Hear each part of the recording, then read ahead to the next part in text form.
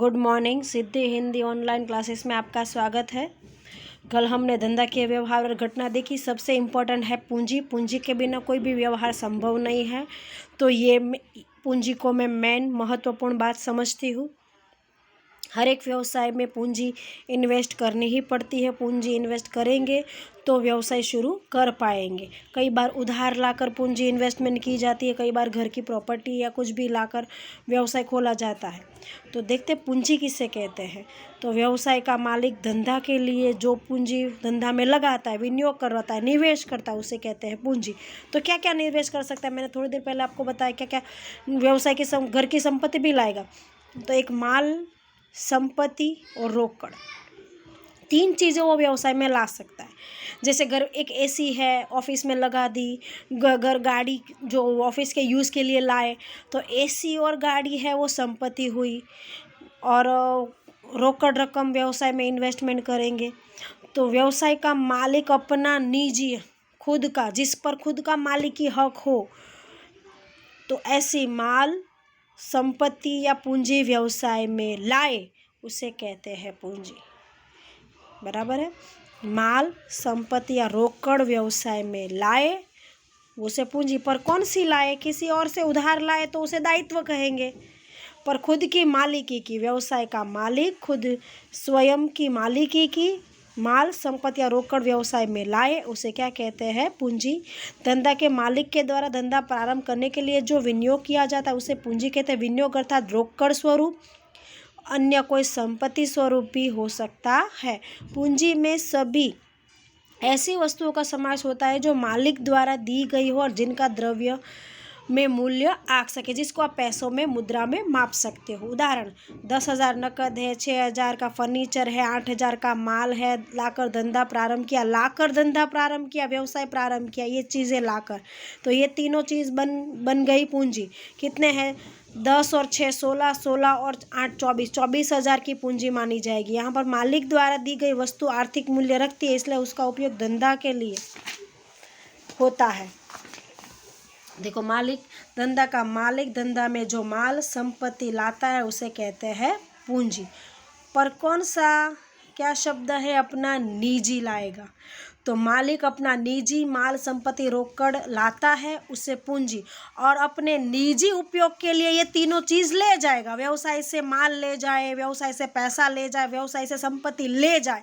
लाए तो पूंजी, ले जाए तो उपाड़, आहरण। बराबर, हम रेगुलर भाषा में उसे क्या बोलते हैं? उपाड़।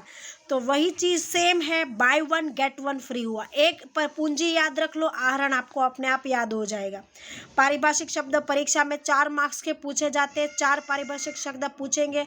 इसमें 32 से 40 जितने पारिभाषिक शब्द है, जिसमें 4 शब्द कंपलसरी आएंगे। जो इम्पोर्टेंट है वो मैं आपको बता रही हूँ। पूंजी और आहरण बहुत इंपॉर्टेंट है। पूंजी याद कर लो, आहरण याद हो जाएगा।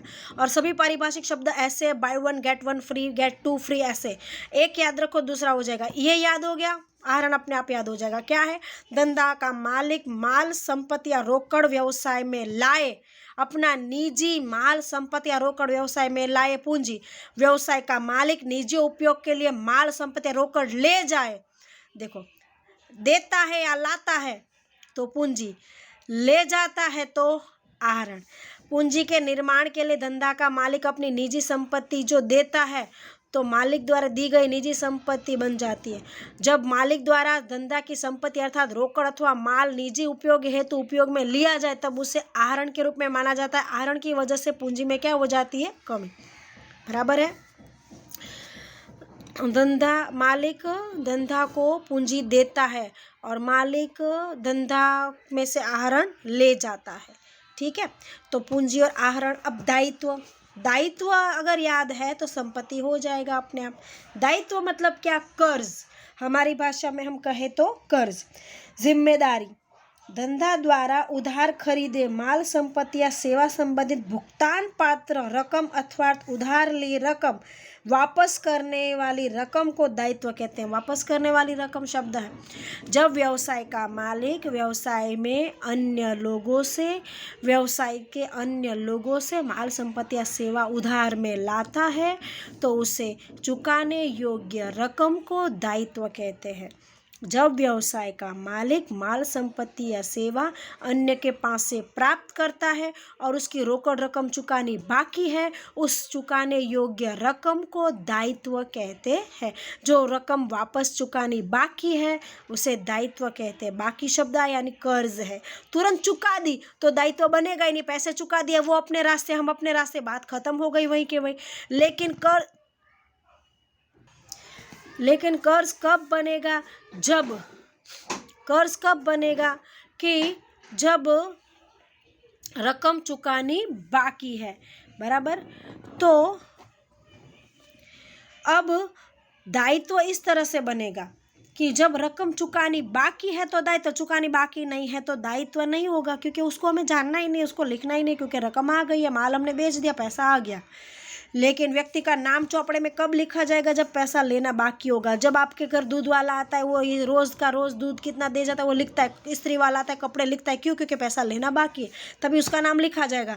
और लेना बाकी है मतलब व्यवहार उधार है, उधार होता है तब दायित्व आता है, बराबर है। दायित्व के दो प्रकार है, संबंध के आधार पर और समय के आधार पर। संबंध मतलब आंतरिक और बाह्य, समय के आधार पर मतलब शॉर्ट टर्म और लॉन्ग टर्म, चालू दायित्व और बिन चालू। चालू का मतलब 1 वर्ष से कम और बिन चालू मतलब 1 वर्ष से अधिक।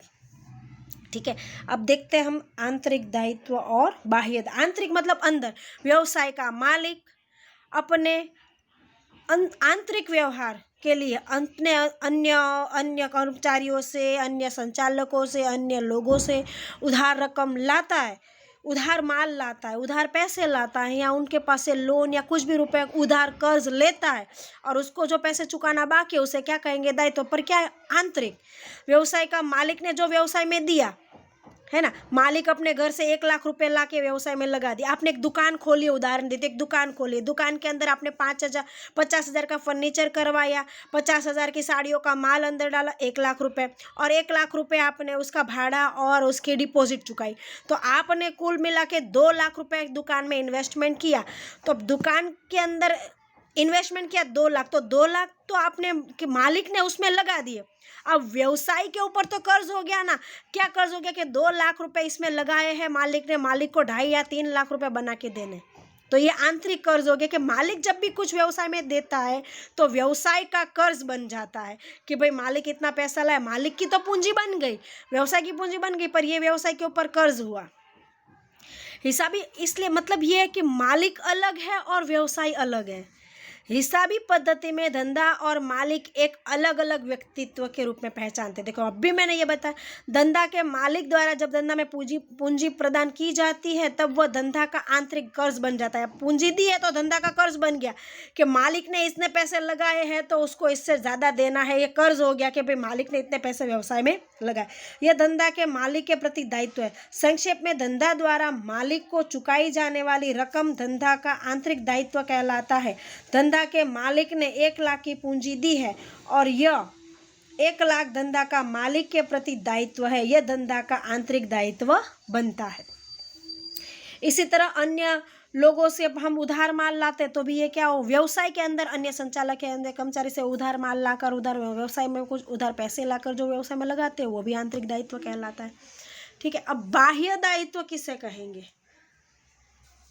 तो व्यवसाय के बाहर के व्यक्ति से माल, संपत्ति या सेवा संबंधित चुकाई जाने वाली रकम को, उधार ली रकम वापस करनी हो, उन सभी को बाह्य दायित्व कहते हैं। जैसे भावना बहन नाम के व्यक्ति जो व्यवसाय से जुड़े हुए नहीं है, वो व्यापारी, उनसे उधार माल लाए हैं, उनकी सेवा का उनमें उधार पैसा देना बाकी है, ये सब बाह्य दायित्व हुआ। तो व्यवसाय के बाहर के व्यक्तियों से जब माल, संपत्ति या रोकड़ उधार लाते हैं और उनको रुपए चुकाने बाकी है, ऐसे कुल रकम को हम उधार दायित्व, बाह्य दायित्व कहेंगे।